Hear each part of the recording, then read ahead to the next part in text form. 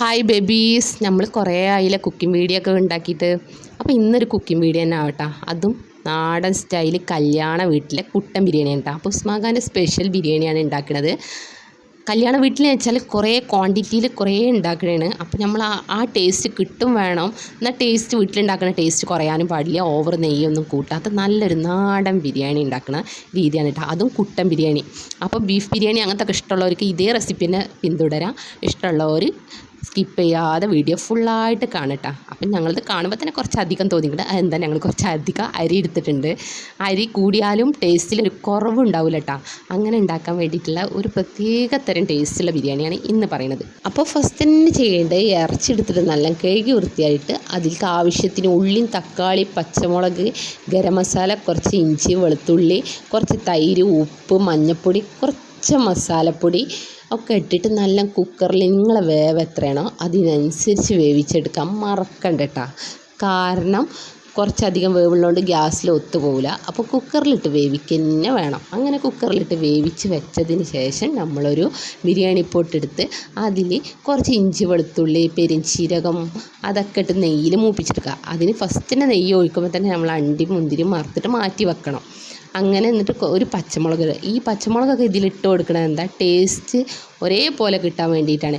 എന്നിട്ട് ആ വേവിച്ച് വെച്ചത് ഒന്നുകൂടി ഇതിൽ വേവിക്കുക. അപ്പം ആദ്യം തന്നെ ശ്രദ്ധിക്കേണ്ട കാര്യം, ഇറച്ചി വിസിലടിക്കുമ്പോൾ ഓവർ കുക്കാവരുത്. ഹാഫ് കുക്കാവും വേണം. കുറച്ചധികം ഒരു 6 വിസിൽ വരുന്നിടത്ത് 5 വിസിൽ വരുന്ന വരെ വെയിറ്റ് ചെയ്യുക. എന്നിട്ട് ഇതിലേക്ക് ഈ ബിരിയാണി പോട്ടൊക്കെ ഒഴിച്ചിട്ട് ഒന്ന് തിളപ്പിച്ച് വറ്റിച്ചെടുക്കുക. അപ്പോൾ വെള്ളമൊക്കെ കുറച്ച് അധികം ഉണ്ടാവും. ഈ തൈരവും പിന്നെ ഓൾറെഡി ഇറച്ചിയിലൊക്കെ വരുന്ന വെള്ളമൊക്കെ ഉണ്ടാവുമല്ലോ, അതൊക്കെ വറ്റണ വരെ കുറഞ്ഞ തീയിൽ വേവിച്ചെടുക്കുക.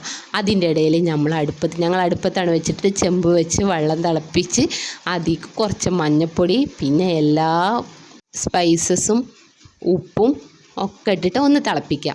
അങ്ങനെ തിളച്ച് ഒന്ന് ജസ്റ്റ് വേവട്ടാ, കൂടുതൽ വേവാൻ പാടില്ല. അങ്ങനത്തെ വെന്തതിന് ശേഷം ഓട്ടപാത്രത്തേക്ക് ഊറ്റുക. ഞങ്ങളത് കുറച്ച് അധികം ഉണ്ട്, അതിനാണ് ഓട്ടപാത്രത്തേക്ക് ഊറ്റുന്നത്. അല്ലെങ്കിൽ നിങ്ങൾക്ക് ഇഷ്ടമുള്ള രൂപത്തിൽ തന്നെ ഡയറക്റ്റായിട്ട് അതിലേക്ക് ഇട്ട് കൊടുക്കുക. അങ്ങനെ ഇത് കുറച്ച് ചെറുനാരങ്ങ നീര് അതിൻ്റെ ഇടയിൽ ഒഴിക്കണം കേട്ടോ. കാരണം എന്താണ്, ഒട്ടിപ്പിടിക്കാതിരിക്കാനും പിന്നെ ഇങ്ങനെ വേറിട്ടിരിക്കാനും. അരി വേറിട്ടിരിക്കുമ്പോൾ ഒരു പ്രത്യേക ടേസ്റ്റ് കിട്ടുക.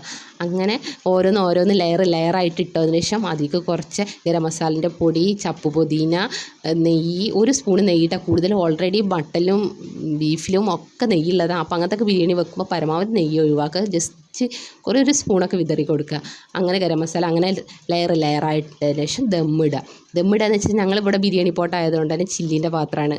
അപ്പോൾ അതിൻ്റെ ഓട്ട ഫില്ല് ചെയ്തതിന് ശേഷം അതിൻ്റെ മുകളിൽ എന്തെങ്കിലും ജസ്റ്റ് കനുള്ള എന്തെങ്കിലും വെച്ചിട്ട് ഇതാക്കുക. ഞങ്ങളത് കുറച്ചധികം അരി ഉണ്ട്. 2 കിലോ ഇറച്ചിക്ക് 2 കിലോ അരി എടുക്കുക. ഇത് ഞങ്ങൾ 2.5 കിലോ അരി എടുത്തിട്ടുണ്ട്. അതാണ് കുറച്ചധികം തോന്നിക്കുന്നത്. അത് ആൾക്കാരെ എണ്ണത്തിനനുസരിച്ച് നമ്മൾ കൂടെ കുറേയൊക്കെ ചെയ്യുമല്ലോ. എന്നാലും ടേസ്റ്റിലൊരു കോംപ്രമൈസ് ഇല്ലായിരുന്നു. കിടിലൻ ബിരിയാണി ആയിരുന്നു.